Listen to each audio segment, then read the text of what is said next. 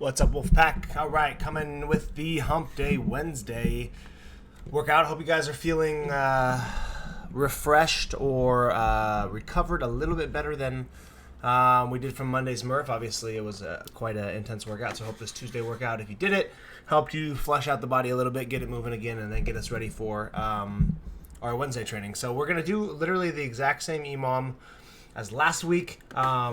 We don't always do touch and go stuff for like strength or cycling work. It's usually only in Metcon, so I just wanted to repeat the exact same Metcon just so we can get some more volume, some more touches on the power snatch, since the cycling and the touch and go mechanics are pretty challenging. And hopefully we feel a little bit better than last week. We have a little bit more comfort going into it.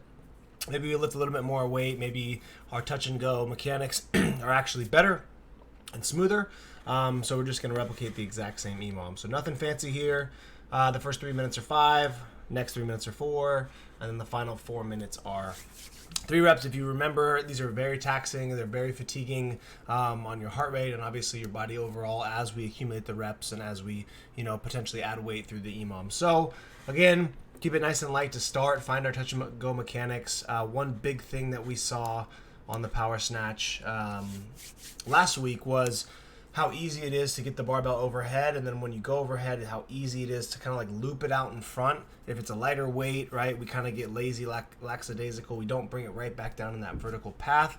So what happens is it pulls us forward, which obviously puts our back and our body in a bad position, but then also to move the barbell up into the hips and then back in towards us, it just throws off the whole entire touch and go mechanic. So just make sure the same straight bar path that you go from the ground to overhead, we should be retracing the exact same path downward so that we're not having to start our next touch and go rep out in front. So that was one big thing that I saw a lot last week when we did the power snatches. Okay, also don't take for granted moving our feet. A lot of times when we're doing power snatches, or when I saw the touch and goes from last week, people's feet have been glued to the ground and they think that they have to keep their feet on the ground and they can't still slide them out when we catch in our power snatch. So don't be afraid to move your feet around a little bit, right? You can kind of hop in and out through our power snatch, but remember, anytime we do power snatch and our feet don't leave the ground, we're not getting our full hip extension, and if we don't have that quick little slide off the ground, we can't actually pull under and catch quick. So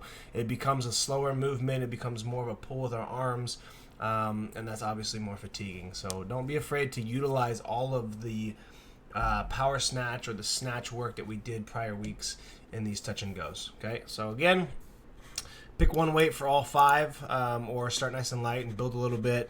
Add your weight, build a little bit if you'd like. If it's feeling better, right, you want to build to a heavy triple. But again, the touch and go work, we're not really looking for like a max load.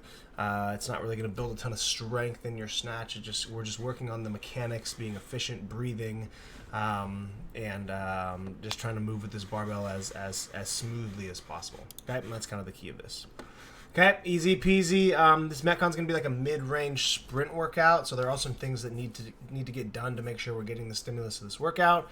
For starters, the double unders to start, 150 seems a little daunting. It's a pretty big number, but from a time frame, intensity, and like heart rate perspective, we should pick a jump rope set or a jump rope movement. Maybe it's single unders or a mixture of the two, that we can do this in 3 to 5 sets maximum. Okay, your really good double unders are probably going to do this in 1 to 2 sets.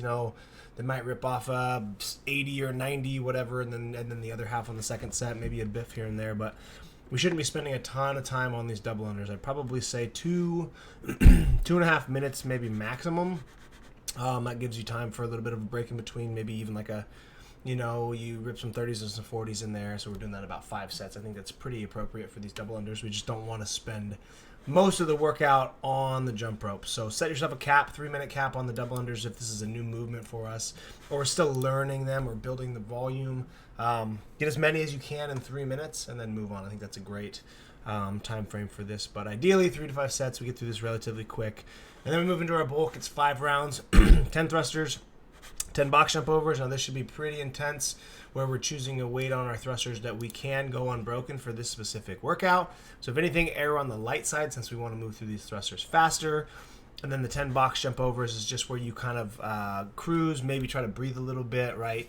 I wouldn't try to win the workout in the box jump overs. I think the thrusters are definitely going to be the hard part. So you need to make sure whatever you're doing in your box jump over sets you up to where you can finish them, walk to your barbell, take your breath, and then get your 10 thrusters done. So err on the lighter side for the thrusters, that way we can get them done. Box jump overs is just grunt work. You gotta just keep yourself moving, breathing, and just remember good mechanics, right? You can jump, you can step down, turn, you can step down. A ton of different ways to keep your heart rate down. So that'll be 5 rounds of that, and then you'll finish with the same double unders. I'm not as concerned with how many sets it takes us back here, just because we are going to have all of this fatigue. The double unders on the backside are definitely going to be very challenging. So if you set yourself a limit to 3 to 5 sets here, or 3 minutes, right, whatever happens on the back end just kind of happens, then we just finish up the workout. So, but big part to make sure we get through the first parts of this, get through the double unders quick, and then make sure we choose an appropriate thruster weight to where we're not breaking the barbell. You know, maybe one set you can break the 10s, but ideally we're not breaking it all. We're able to get all 10 done with good intensity and keep moving. Okay.